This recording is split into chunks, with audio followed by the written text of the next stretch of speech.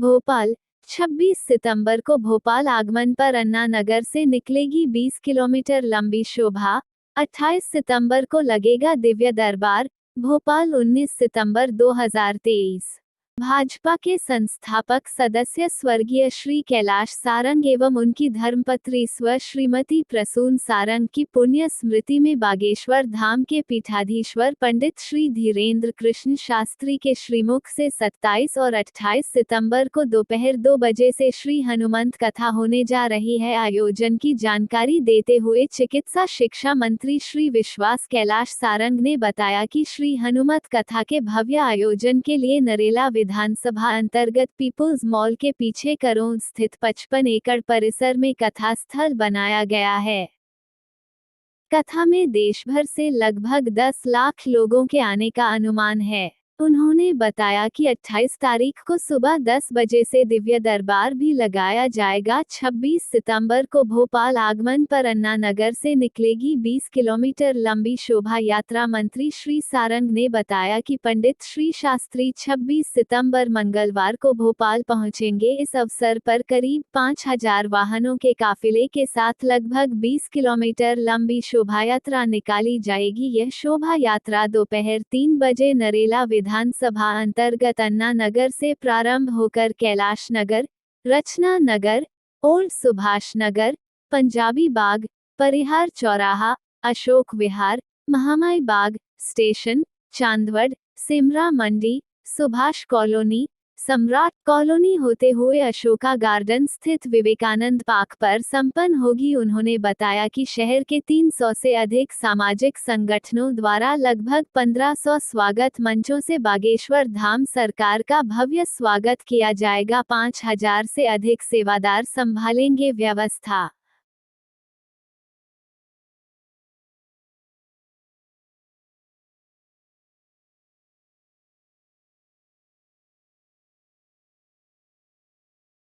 सियावर रामचंद्र की जय, खेड़ापति हनुमान जी महाराज की जय। आप सभी का मैं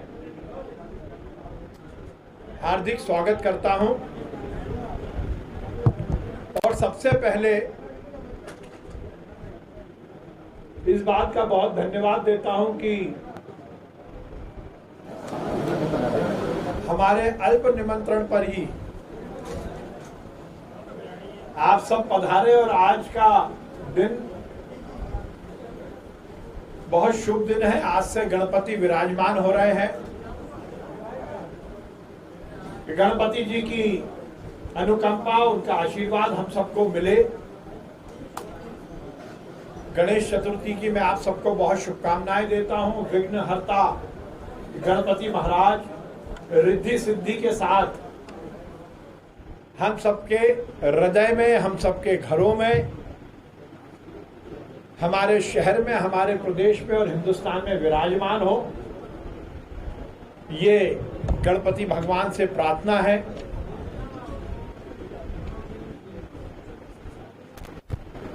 स्वर्गीय कैलाश सारंग जी और स्वर्गीय प्रसून सारंग जी की स्मृति में बागेश्वर धाम वाले पीठाधीश्वर महाराज के श्रीमुख से हनुमंत कथा का आयोजन भोपाल के नागरिकों द्वारा किया जा रहा है। 26 सितंबर को बागेश्वर धाम वाले गुरुजी भोपाल पधारेंगे। उनका आगमन हम सबके लिए बहुत सौभाग्य का विषय है।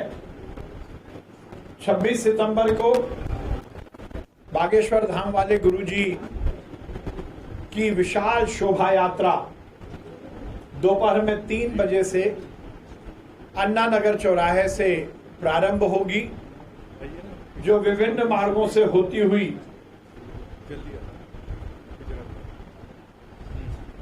अशोका गार्डन में समाप्त होगी। लगभग 20 किलोमीटर की यह शोभा यात्रा होगी,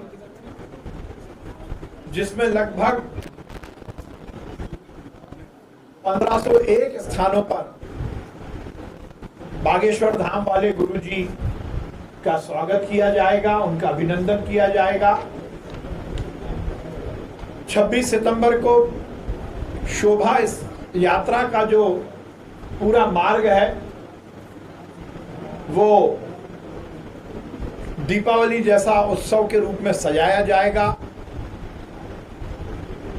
इस पूरे मार्ग पर हमारी समिति का सभी नागरिकों से अनुरोध है कि सभी महिलाएं, सभी पुरुष अपने अपने घरों में दीपक जलाकर, आरती उतारकर, रंगोली बनाकर शोभा यात्रा का स्वागत करेंगे। बागेश्वर धाम वाले गुरुजी धीरेन्द्र शास्त्री जी का स्वागत करेंगे। 27 और 28 सितंबर को हनुमंत कथा का आयोजन पीपल्स मॉल के पीछे करोड़ क्षेत्र में होगा। कथा दोपहर में 2 बजे से प्रारंभ होगी।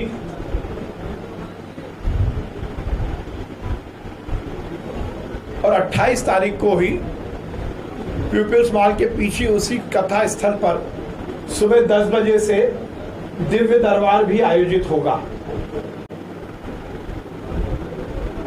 हमने ये भी प्रार्थना की, आज गणेश चतुर्थी का दिन है, आज गणपति भगवान विराजमान होंगे और 28 सितंबर को अनंत चतुर्दशी का दिन है। उस दिन हम सब गणपति भगवान को इस आराधना के साथ विदा करेंगे, विसर्जित करेंगे कि वो अगले साल पुनः पधारें। समिति ने निर्णय लिया है कि कथा स्थल पर ही बागेश्वर धाम वाले गुरुजी धीरेन्द्र शास्त्री जी के सानिध्य में विशाल गणपति आराधना होगी, पूजा होगी और उसके बाद सभा स्थल पर ही गणेश जी का विसर्जन भी होगा। कथा स्थल पर ही समस्त नागरिकों से यह अपील की जा रही है कि अपने अपने घरों में विराजित गणपति भगवान को 28 सितंबर को सुबह 10 बजे वो कथा स्थल पर लेके आए, दिव्य दरबार में भी वो पधारे और बागेश्वर धाम वाले गुरुजी के सानिध्य में गणपति भगवान की पूजा अर्चना कर कथा स्थल पर ही गणपति भगवान को विसर्जित करें। कथा कार्यक्रम के लिए विभिन्न कुंड बनाए जा रहे हैं। भोपाल के प्रत्येक नागरिक से ये अनुरोध है, क्योंकि ऐसा सौभाग्य बहुत कम मिलता है कि किसी संत के सानिध्य में हम गणपति भगवान की पूजा करके उनका विसर्जन करें। ये सौभाग्य का विषय है कि अनंत चतुर्दशी का दिन 28 तारीख को ही हो रहा है। उसी दिन ये अपील की गई है। 26 तारीख को शोभा यात्रा होगी। 27-28 तारीख को दोपहर में 2 बजे से पीपल्स मॉल के पीछे हनुमंत कथा का आयोजन होगा और 28 तारीख को ही सुबह 10 बजे से दिव्य दरबार और गणपति भगवान के विसर्जन का विशाल कार्यक्रम आयोजित किया जाएगा। ये हम सबके लिए प्रसन्नता की बात है कि जून के महीने में पंडित प्रदीप मिश्रा जी की शिव पुराण कथा का आयोजन भी उसी स्थान पर किया गया था, पीपल्स मॉल के पीछे करोड़ क्षेत्र में। उसी प्रांगण में पुनः हनुमंत कथा का आयोजन किया जा रहा है। लगभग 55 एकड़ में पंडाल बन रहा है, वाटरप्रूफ डोम लग रहे हैं। 55 एकड़ में जिस प्रकार से प्रदीप मिश्रा जी की कथा के समय जो व्यवस्थाएं थी, उसी तरह विशाल व्यवस्थाएं शुरू हो गई हैं। 55 एकड़ में वाटरप्रूफ डोम और उसके अंदर सभी श्रद्धालुओं के बैठने की व्यवस्था की गई है। लगभग 200 एकड़ में आसपास 13 स्थानों पर पार्किंग की व्यवस्था की गई है, क्योंकि इस पूरे आयोजन में ऐसी उम्मीद है कि बाहर से भी श्रद्धालु पधारेंगे और लाखों की संख्या में श्रद्धालुओं के उपस्थित होने का अनुमान है। पार्किंग की व्यवस्था सुचारू हो, इसलिए भी स्थान 13 स्थान चयनित किए गए हैं। प्रांगण में लोगों की आगमन के लिए 10 गेटों का निर्माण किया जा रहा है। अलग अलग जो प्रवेश द्वार हैं उनको अलग अलग नामकरण के साथ भोपाल शहर के लगभग 250 समाज और 300 सामाजिक संगठन और स्वयंसेवी संगठन इन 10 द्वार के मार्ग और कथा स्थल तक अपने अपने कार्यकर्ताओं के साथ जो श्रद्धालु हनुमत कथा में पधारेंगे उनकी सेवा करेंगे, पेयजल के माध्यम से, शरबत के माध्यम से।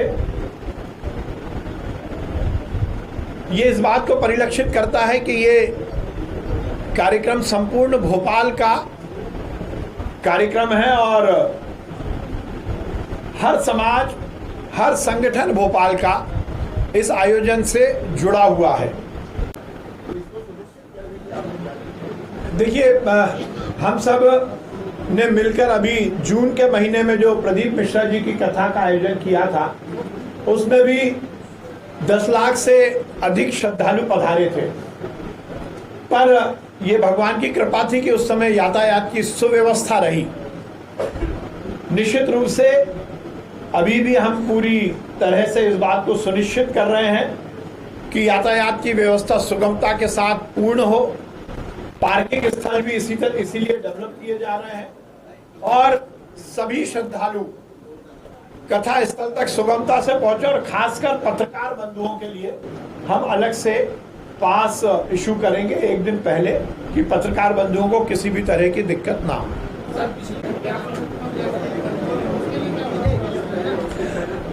बरसात वैसे तो नहीं आएगी, अब बिल्कुल हनुमान जी महाराज की कृपा रहेगी, राम जी की कृपा रहेगी। अब बरसात का कोई आने का कोई संभावना नहीं है, परंतु वाटरप्रूफ डोम लगाए गए हैं और फिर तो हरी इच्छा है। हरी इच्छा में जिसको जो भगवान जो मौका देगा वो वैसा करेगा। सुझाव हो तो बता दीजिए।